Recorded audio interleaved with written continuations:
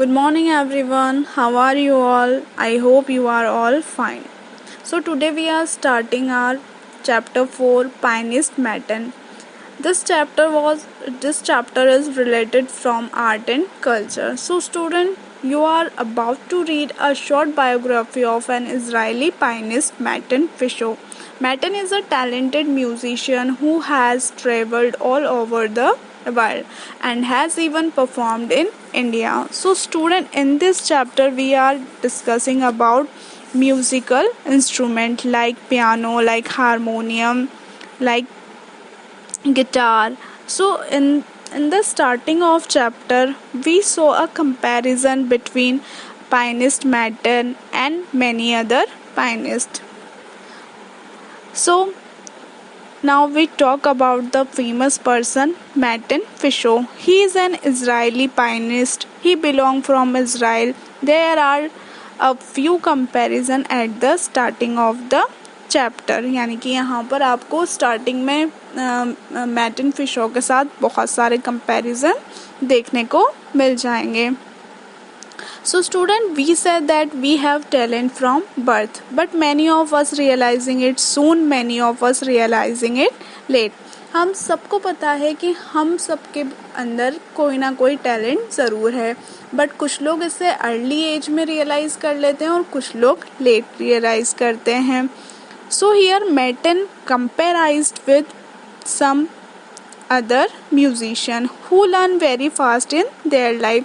तो इस चैप्टर में या इन दिस चैप्टर जो हमारे पाइनिस्ट है मैटन फिशर, उनको बहुत सारे म्यूजिशियन के साथ कंपेयर किया गया है जिन्होंने अपनी अर्ली लाइफ में बहुत कुछ सीख लिया था. Like Wolfgang Amadeus. At the age of 4, he started singing. When he was 5 years, he started composing his own song.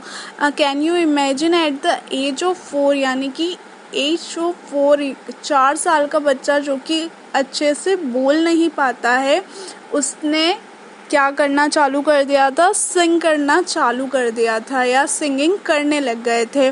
और at the age of 5 he composing or writing his own lyrics, starting to making tune. So he learns a lot of at the very tender age. And now we talk about the another musician like Franz Liszt. When he is 6 years he started singing, and when he was 11 years he had a his on concert, यानी कि जब वो 6 साल के थे उन्होंने singing start कर दी थी. और at the age of 11 he had his concert, यानी कि एट द एज ऑफ 11 उनका एक खुद का कॉन्सर्ट हुआ था. Now we talk about our pianist, the Israeli pianist Matan Fisher. But as compared to these two, he started learning late at the age of 13. यानी कि इन दोनों से या इन दोनों म्यूजिशियन से अगर कंपेयर करें तो फिशर मैटन ने बहुत ही लेट स्टार्ट किया था लर्न करना या बहुत लेट सीखना चालू करा. At the age of 13 he realize that he could sing. Then he started practising music and started playing piano. यानी कि 13 की एज में उन्होंने रियलाइज़ किया कि वो म्यूज़िक में इंटरेस्टेड हैं, तो उन्होंने म्यूज़िक सीखना स्टार्ट करा. Then he starting playing piano, और फिर उन्होंने पियानो प्ले करना स्टार्ट किया. And he practised regularly. After 10 years then he became all together popular. उन्होंने 10 साल या 10 years तक बिल्कुल रेगुलरली प्रैक्टिस किया. अब ये तीनों टुगेदर बहुत ही ज़्यादा पॉपुलर हो गए थे.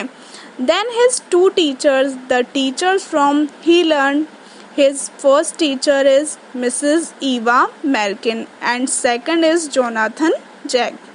यानी कि उनके फर्स्ट जो टीचर थे फिशर के वो थी मिसेस ईवा मैल्किन, और सेकंड उनके टीचर्स थे जोनाथन जैक, जिनसे उन्होंने म्यूज़िक सीखा. So these are the two teachers of Matan Fisher. Now student, you must have seen that somebody playing piano. There are so many people who is playing piano, somebody is playing violin, a group of people performing on the stage. So that group's performance was called as piano recital.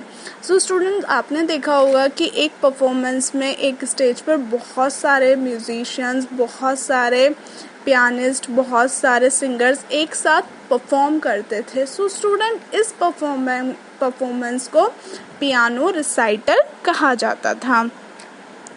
That means a single person playing piano. You will have multiple singer, multiple musician contributing in it. यानी कि इसमें multiple musician, multiple singers अपना contribution करते थे. So this was the concept of piano recital. और इसी को ही piano recital का concept कहा जाता था. So that time the Fisher or Amadeus or Franz Liszt were pianists. This thing used to take place. यानी कि जब ये लोग फेमस थे या फेमस पियानिस्ट थे, इस टाइप के कॉन्सर्ट्स होते रहते थे. Piano recital take place, but this idea of piano recital didn't like by Franz Liszt. यानी कि फ्रांज लिस्ट को ये पियानो रिसाइटल का आइडिया बिल्कुल भी पसंद नहीं आया था. He opposed the piano recital idea. उन्होंने पियानो रिसाइटल के आइडिया को अपोज करना स्टार्ट कर दिया. He said, I am not in favour of all the people are performing together. Actually, problem was that if we all performing together, then we are not able to identify who is playing better. उनका कहना था कि अगर हम सब साथ में perform करते हैं तो हम ये पता नहीं लगा सकते कि who is better. Suppose someone is playing harmonium, someone is playing piano. So when they perform together, how can we know who is playing better?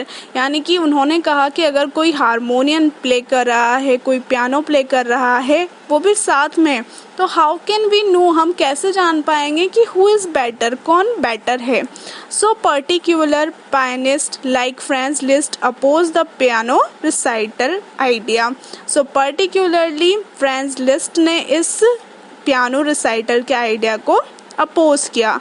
So he changed it into solo. उन्होंने इस idea को solo performance में या solo concert में change किया.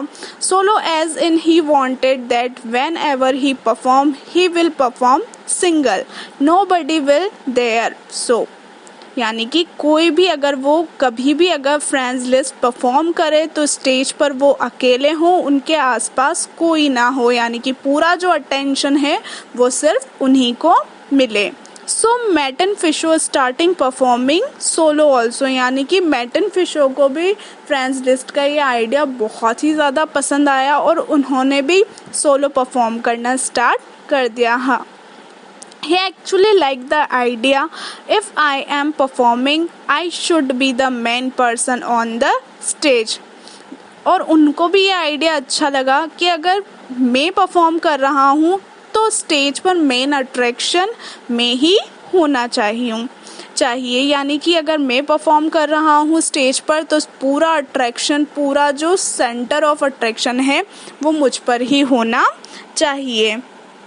The singers and musician, and the best thing about him, he performed all over the world. यानी कि जो बेस्ट थिंग थी मैटन फिशो के बारे में वो ये थी कि उन्होंने पूरे वर्ल्ड में परफॉर्म किया था.